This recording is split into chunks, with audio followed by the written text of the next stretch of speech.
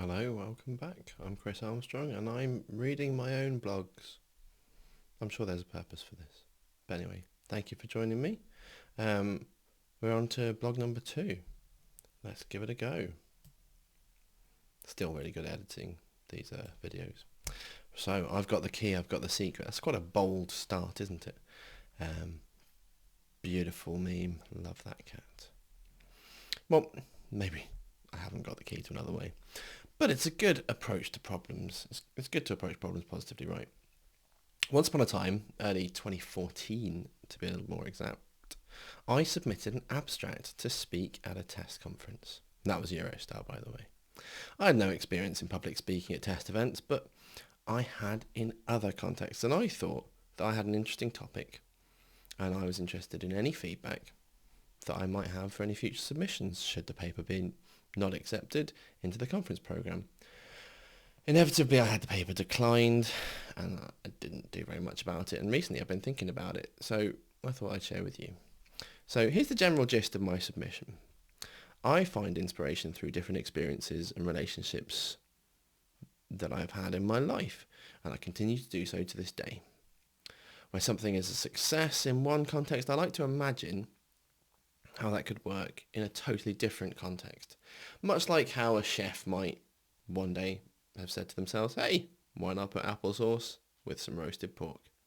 Different food groups come together that makes something delicious and satisfying. In this instance, the recipe would take part of the inner workings of a growing and successful church and implementing those practices in software development environment. I volunteered in and was member of a growing church in Nottingham for 9 years, and in that time I was part of a focused, motivated, well-trained and empathetic community. We knew what we were doing and why we were doing it, how to do it, for whom we were doing it, and together. Does that not sound like something you would want in an everyday working environment? In my experience, not always, I might add. R&D departments can be found to be places where cynicism and demotivation can often rear its ugly head. Perceived bad leadership, micromanaging, poor product maintenance, technical debt, skill deficit or personality clashes, it can be a mixture of any of those things met with those conditions. I saw 3 options. You either put up with it, bury your head in the sand, turn up and do enough to get paid, which I think we call quiet quitting now, right? Leave, find somewhere else that works for you. Or do something about it, or at least try.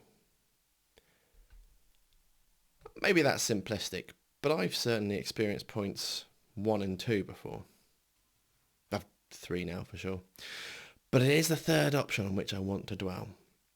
And that would be where I'd look at what it was that I learnt in my church that I could apply to my work environment. Recruiting team members for your team at church is not an easy one, but one of the selling points was always the story behind what your team was there to do, from being a welcoming face to new people to running car park security. The bigger picture was always outlined and the team were always publicly acknowledged and ran team building sessions, socials and trainings, and without that the focus of the team's place, team members could quickly lose interest, become unreliable, never join up in the first place. Without the training, they wouldn't be doing a good job. The thanks and the acknowledgement could feel hollow or condescending. I'm motivated when I'm working with people that I know, hopefully like, and definitely respect. It's not easy to get to know people off the cuff. Generally, respect is something that is earned through actions, and liking people is a tad subjective. Working within a team, socialising together and learning together, some perhaps even mentoring others, led to a fine team dynamic. It built trust and in time a respect for one another. There's also a point here that I think is key. There were clear lines of accountability. I've got a very small diagram. I'm just going to zoom in on this. There we go. Oop, that was too much. So I used FreeMind on this one. Love that little mind mapping tool. What can we learn? Focus, direction, motivation, training, empathy, and community.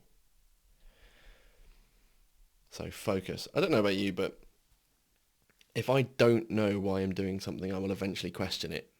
depending on either how distracted I am or how enjoyable I'm finding it, and then probably cease to continue with it. Within the church, there was always a reason, a purpose to what you were doing. It was emphasised regularly, and anyone in that team, if questioned on the reason behind their team's action, would be able to give a solid answer. I've worked in teams without clear goals, without a charter, and without milestones. How can this be articulated effectively? There you go. I can't read my own sentences. How this can be articulated effectively can differ depending on the audience. But for me, I find some sort of written or visual representation of mine and my own team's raison d'etre. When I started my current job, not my current job anymore, 7 years ago, I polled my peers and relevant stakeholders for how my team was viewed, what they saw as our responsibility, what they thought we did well, not so well, and what we could do to improve. That feedback gave me a picture of where my team sat within the company. From that, I created a mind map of the responses as my visual aid, which now sits on a whiteboard next to my desk. It did, yes, for everyone to see. Transparency, I think, is pretty important in these. And I created a charter, or declaration of my team's role, what we would commit to and what we would expect from others. Without this, I would have likely been leading blindly, hoping that my previous experience would somehow mean that I just know what I was doing. Yeah, I still support all that. Direction. Well, this isn't necessarily all that different from focus. Both are goal-oriented, where focus is knowing what you're aiming for. Direction is almost more of a transition and movement towards that goal. How will we get there? What's the plan for guiding us? In the church, taking a set-up team as an example, they had a time box in which they needed to get their job done. They knew what needed to be done, in this instance, setting out chairs for the congregation, and when they needed to get it done by, before the congregation arrived. There were also requirements that they needed to meet. The chairs had to face the stage. In fact, at a Kaizen event there was a Kaizen event led to curved seating arrangement where every chair would face a single focal point. So it was more of a curvature on those pieces to point to the middle of the stage. There were health and safety compliances to consider, number of chairs away from an aisle that you sit, width of an aisle, etc. And so we know our focus, but what about our requirements? Do we have enough standards by which we need to comply? Is the plan flexible enough to adapt to any continuous improvement suggestions? When do we need to get the job done by, and who will approve our work? It sounds simple, but the temptation is always to hit the ground running, learn as we go, and make a plan on the fly. That can work sometimes, but I would suggest that a well-laid plan with iterative milestones, hello Agile, is a really effective way to work. Without the focus and the knowledge of what we want to achieve, including any compliances, how can we make an effective and realistic plan? Sometimes we work without requirements or specifications, and it's infuriating and easy to get lost. But we can't sit idly by. We need to seek these things out. What do our stakeholders even want? What do our customers want? When? Will they review our plans? That was just a bunch of questions really, but hopefully you understand where I'm coming from. Motivation. Gosh, this is a long post. Sorry. Anyway, we have an end goal. We have a plan. But why would we want to spend our time working for something that we aren't motivated to do? I've worked in some places where ask as I did was clockwatch. I'm going to read that again because I don't quite get it. I've worked in some places where ask I did. Oh, that's a typo. Fantastic. First typo of the... I'm going to write that down on my handy bits. Fantastic. That's definitely meant to be an all, isn't it? Ask all episode 2. Look at this live editing fun. So all I did was clockwatch in workplace. Oh man, I've definitely had workplaces where all I've done is clockwatch. And I did just enough to earn my wages. We're back to quiet quitting again. I'm not proud of that, but I think it's something that we can all relate to.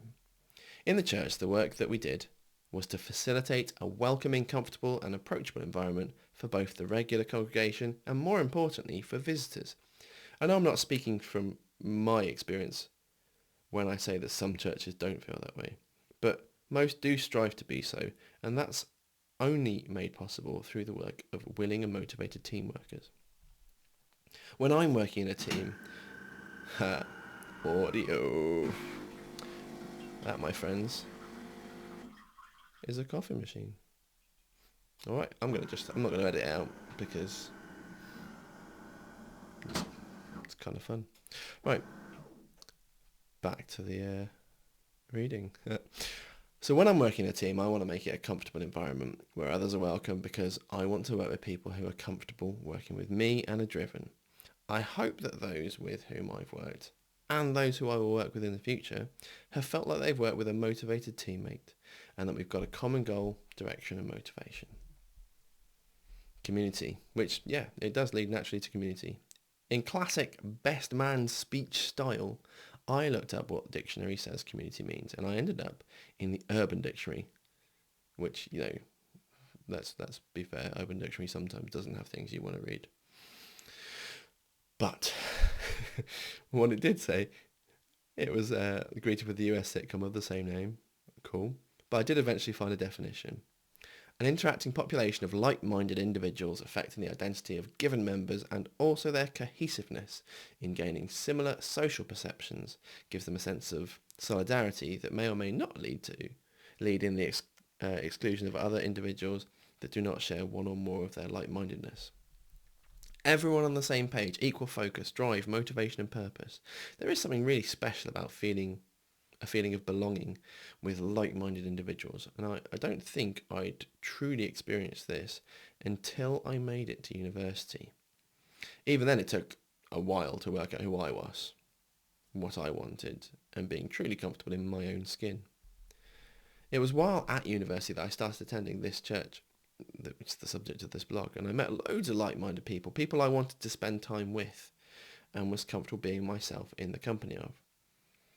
It was through these relationships and a sense of belonging that my life became intertwined with that particular church. The parallels of life in the software development world are clear, except to get a job you have to be interviewed. As part of an interview process, you look for people who fit in with your team, even your company values and dynamic. It is possible to get someone who's better qualified on paper, but has an air of an abrasive personality, might not get the job over someone who is less qualified. The soft skill of personal interaction and communication can often be trumped by qualification. That's not true everywhere, but it's certainly a priority for me. I can understand both sides, and I don't want to work in a team of lovely people who are incompetent, but equally I don't want to work with highly skilled, uncompromising and unapproachable engineers. In the church, team socials were encouraged and often a great way to build team spirit and build friendships. What comes to mind when someone suggests team building? Yeah, I've had some awkward ones. How can this process become something organic? But surely this can't be forced. I've definitely seen some forced ones, my word. It really is about the people, the personalities, how everyone works together. And there certainly is no one way to solve this. I guess that's where good management and leadership comes from. And this leads to the next point, empathy. Do you know what makes your colleagues tick? What winds them up? How to press their buttons? This knowledge can be a wonderful tool for those of us who love to avoid conflict, but also those who stir and manipulate. Sharing is caring, but most people don't want to share a lot of personal details with anyone who will listen. Often colleagues are people who we don't want to let in or reveal our weaknesses and struggles. In the church, accountability was encouraged, not just with anyone, but with someone you wanted to do so with. It's inescapably intimate. When sharing our details of things that we each go through, even the most together people will have inner struggles, and going through things by yourself isn't easy. We see this in software development, where we ask for reviews of our tests or code, or through pairing, extra eyes present more ideas and hopefully more results. It's my humble opinion that pairing and reviewing is essential, supremely valuable, and an absolute must. But maybe we need more. In a sort of utopian view, I would have a peer with whom I would set aside some regular time to share my struggles at work, and maybe if something was going on in my private life. Fun fact, that kind of acted as the genesis of the creation of the Testing Peers group, which then led to the podcast, which maybe you've seen. Struggles professionally is what I will concentrate on here, and I will share with you and go into more detail in future posts. Something for you all to look forward to.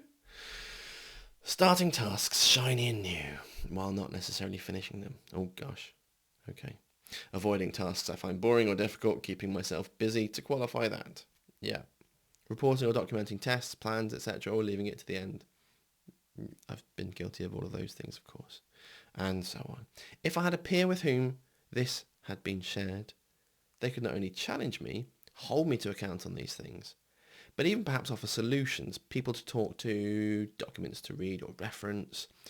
I would not be left to stew in my own head in the sand avoidance of self-pity. This is a two-way street though, and it requires as much giving as taking, so requires a lot of trust, but the benefits can be tremendous. This not only speaks to the Testing Peers Foundation, but also to the talk that I did in 2019 around the 5 love languages and how we can